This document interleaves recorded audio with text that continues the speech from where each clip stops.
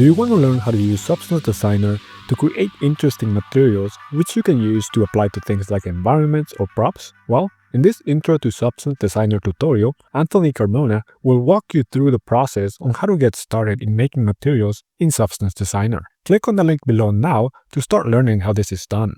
Anthony will start you off by explaining the theory behind physically based rendering, and from there he will show you the ropes to get started with the most useful nodes found within Substance Designer.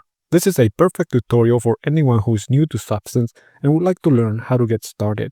This tutorial also includes a bonus lesson where Anthony will show you how to present a material through lighting and rendering using Marmoset Toolbag. Hey, so this is a very short video ad, so there's not enough time to cover everything. Click on the link in the description now to get started.